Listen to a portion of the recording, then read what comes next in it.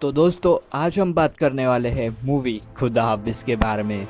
जैसा कि आपने ट्रेलर में देखा, समीर की वाइफ सऊदी अरेबिया से किडनैप होती है।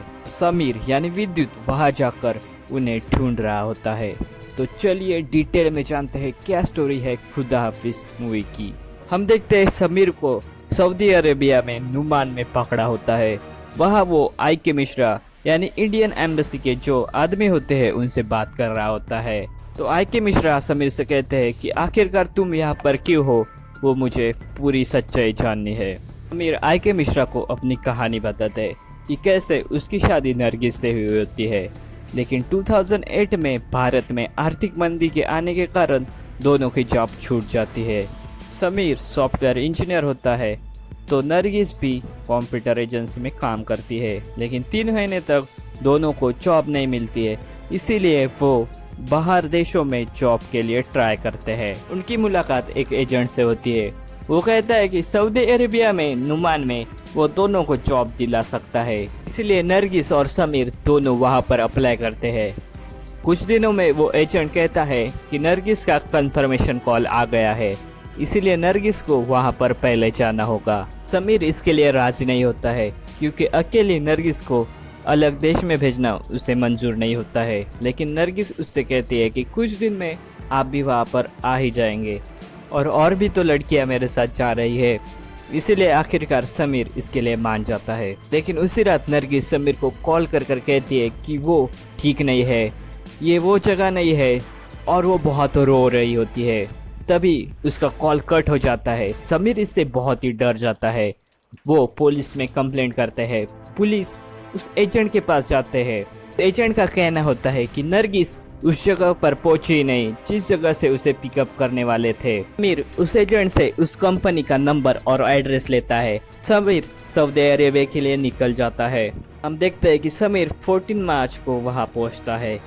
वो वहां पर उस्मान हमीद अली मुराद की टैक्सी करता है। ड्राइवर को वो एड्रेस और नंबर दिखाता है जो उसने एजेंट से लिया होता है, लेकिन ड्राइवर कहता है कि ये एड्रेस और नंबर दोनों भी गलत है। इसीलिए समीर कंप्लीट दर्ज कराने लोकल पुलिस के यहाँ जाता है। वहाँ के पुलिस का कहना होता है कि मिसिंग रिपोर्ट दर्ज कराने के लिए इंडियन एम्बेसी से वेरिफिकेशन होना जरूरी है, इसीलिए आपको इंडियन एम्बेसी जाना होगा। इसीलिए समीर वेरिफिकेशन के लिए इंडियन एम्बेसी चला जाता है। वहाँ जो लेडी काम कर रही होती है वो कहती है कि ये बहुत ही सीरियस इशू है, मैं इसमें आपकी हेल्प नहीं कर सकती। मेरी जो सीनियर है वो आपकी हेल्प कर सकते हैं, लेकिन वो अभी सिटी में नहीं है, लेकिन इसके लिए 1-2 दिन जा सकते हैं। समीर इसके ऊपर कहता है कि मेरी बीबी ने जब मुझे कॉल किया था तब वो बहुत डरी हुई थी। इसलिए वहाँ काम करने वाली लेडी समीर से कहती है कि मैं अर्जेंटली एक ईमेल मेरे सीनियर को सेंड कर देती हूँ, और जैसे ही वो मुझे रिप्लाई करेंगे मैं आपको बता दूंगी। लेकिन समीर के पास इतना पेशेंस नहीं होता है, इसीलिए वो टैक्सी ड्राइवर जो होते हैं उस्मान, उनसे कहते हैं कि वो पता लगाए। उस्मान जी को अपने दोस्त से पता चलता है कि जो सिराजी है, जो लड़कियों की दलाली करता है, उसी ने नरगिस को किडनैप किया है। ये बात सुनकर समीर तो टूट ही जाता है, लेकिन उस्मान जी उसे भरोसा देता है कि जो भी मदद होगी वो करेंगे। वो समीर को बताते हैं कि शहर में ऐसे 2 जगह है जहाँ पर लड़कियों की जिस्म फरोशी होती है। पहले जगह पर तो नरगिस उन्हें नहीं मिलती है, लेकिन जब वो दूसरी जगह जाते हैं तब वहाँ नरगिस होती है, लेकिन वो होश में नहीं होती है, चल भी नहीं पा रही होती है। समीर को देखते ही कहती है समीर मुझे इधर से निकालो, लेकिन वहाँ का जो ओनर होता है वो उन दोनों को अलग करने की कोशिश करता है। समीर और उस्मान नरगिस को लेकर भाग रहे होते हैं, लेकिन वहाँ बहुत सारे लोग आ जाते हैं और इसी वजह से समीर को नरगिस को वहाँ पर ही छोड़कर भागना पड़ता है। इसी बीच जो ड्राइवर होते हैं उस्मान, वो जख्मी हो जाते हैं, इसीलिए वो ठीक से टैक्सी नहीं चला पा रहे होते हैं। इसलिए समीर टैक्सी लेता है और दोनों भाग रहे होते हैं, और इसी बीच उनका एक्सीडेंट हो जाता है। इसके बाद वहाँ की लोकल पुलिस समीर को पकड़ लेती है। समीर इंडियन एम्बेसी गया होता है, इसी वजह से आई के मिश्रा वहाँ पर आए होते हैं। ये सारी कहानी सुनकर वो समीर से कहते हैं कि जो भी होगा मैं तुम्हारी मदद करूंगा। अब इस सब की जांच करने ISA यानी इंटरनेशनल सिक्योरिटी एजेंसी का एजेंट फैज अबू मलिक आता है। अब इस ऑफिसर को समीर पे डाउट होता है, लेकिन समीर कहता है कि आप पूरी जांच कर लो, चाहे तो आप उस्मान जी से भी पूछ लो।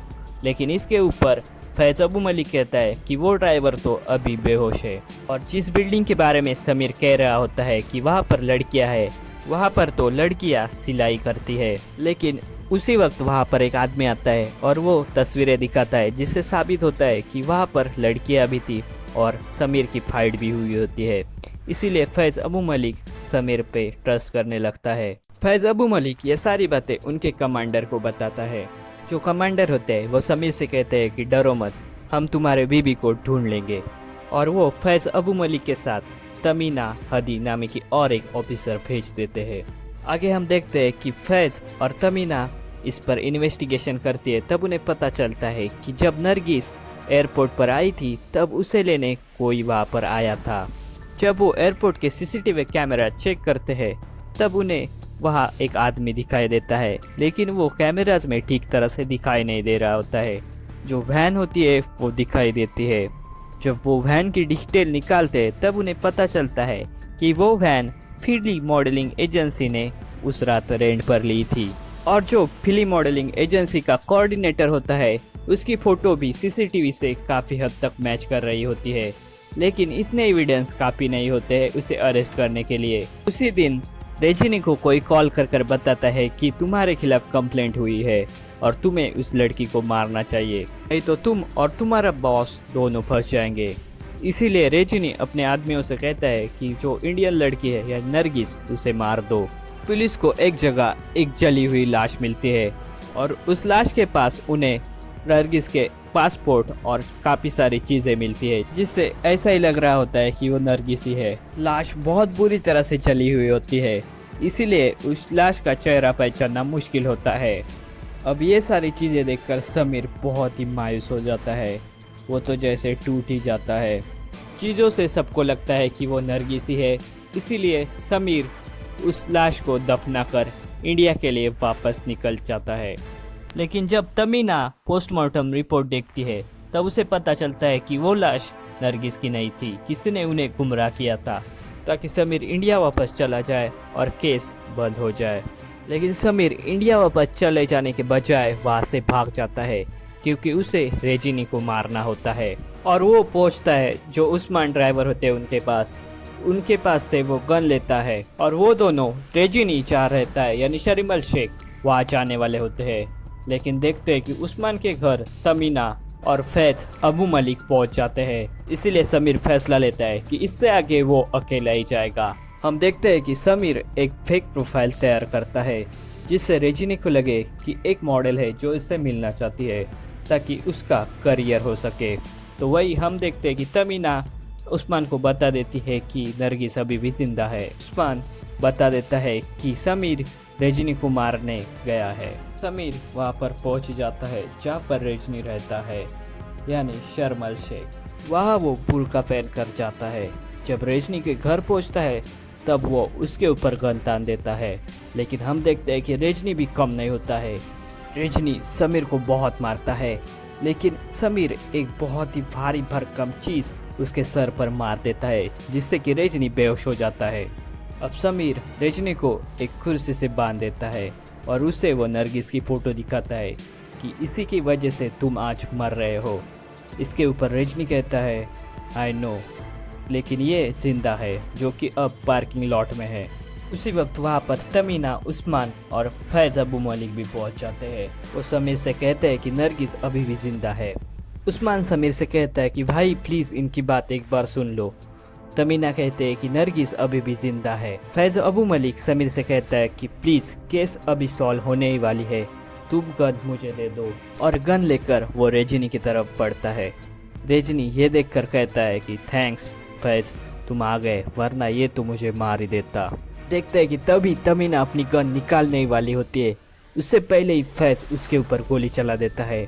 और इसी बीच समीर और उस्मान वहाँ से भाग जाते हैं। तमीना फैज को पकड़ कर रखती है, उन दोनों के बीच फाइट होती है। इसी बीच रेजिनी जो होता है वो कुर्सी से अपने आप को छुड़ा लेता है और बाहर की ओर दौड़ता है। वही समीर को पता लगता है कि नरगिस एक लार्ज ब्लैक टेलर में है। वो उस्मान के साथ भागने वाला होता है, तभी वहाँ पर रजनी पहुँचता है और वो उस्मान के पैर के ऊपर गोली चला देता है, लेकिन उस्मान फिर भी उस ट्रेलर में चढ़ जाता है। तो वही फैज़ अबू मलिक तमीना को मार देता है और सारी पुलिस को इन्फॉर्म कर देता है कि ये समीर ने किया है और शूट एट साइट का ऑर्डर देता है। तो वही रजनी और उसके आदमी समीर का पीछा करने लगते हैं। समीर IK मिश्रा को कॉल कर बताता है कि वो एक ब्लैक ट्रेलर लेकर आ रहा है जिसमें बहुत सारी लड़कियां हैं जिन्हें किडनैप किया। मिश्रा कहते हैं कि मैं उन्हीं के पास जा रहा हूँ, तुम्हारे खिलाफ शूट एट साइट का ऑर्डर है। तो वही हम देखते हैं कि फैज़ अबू मलिक हक्कान रब्बानी जो मेन बॉस होता है उससे मिलने जाता है। उनकी बातों से ये पता चलता है कि फैज़ अबू मलिक उनसे मिला हुआ था और उसे नरगिस और बाकी लड़कियों के बारे में ही पता था। तो वही हम देखते हैं कि एक आदमी उनकी फ़ोटो निकालता है और वो फ़ोटो ISA में काम करने वाले एक आदमी को भेजता है। वो आदमी जाकर कमांडर को ये फ़ोटो दिखाता है। तो वहीं पर IK मिश्रा भी होते हैं जो कमांडर से कहते हैं कि प्लीज़ समीर को मत मारिए, वो कुछ ही देर में यहाँ पर सरेंडर करने वाला है। कुछ ही देर में समीर ट्रेलर लेकर ISA के हेडक्वार्टर पहुँच जाता है। जब ISA वाले ट्रेलर खोलकर देखते तब उसके अंदर लड़कियाँ होती है और समीर देखता है कि नरगिस भी उसके अंदर होती है। आगे हम देखते हैं कि 3 दिन बाद फैज़ अबू मलिक को मार दिया जाता है। तो उस्मान जी ठीक हो रहे होते हैं। समीर उनसे मिलने जाता है। समीर उनसे कहता है कि आपने जो भी किया है उसके लिए बहुत बहुत शुक्रिया, मैं आपका कर्ज कभी नहीं उतार सकता हूँ। इसके ऊपर उस्मान जी कहते हैं कि पठान का तो फर्ज ही होता है कि हर किसी की मदद करना। आगे देखते हैं कि समीर उन्हें अलविदा कहकर इंडिया के लिए नरगिस के साथ निकल जाता है और मूवी यहाँ पर ही ख़त्म हो जाती है। तो दोस्तों ये थी खुदा हाफिज़ मूवी की स्टोरी। आपको ये वीडियो ज़रा भी पसंद आए तो वीडियो को लाइक कीजिए और नए हैं तो चैनल को सब्सक्राइब कीजिए। Thank you.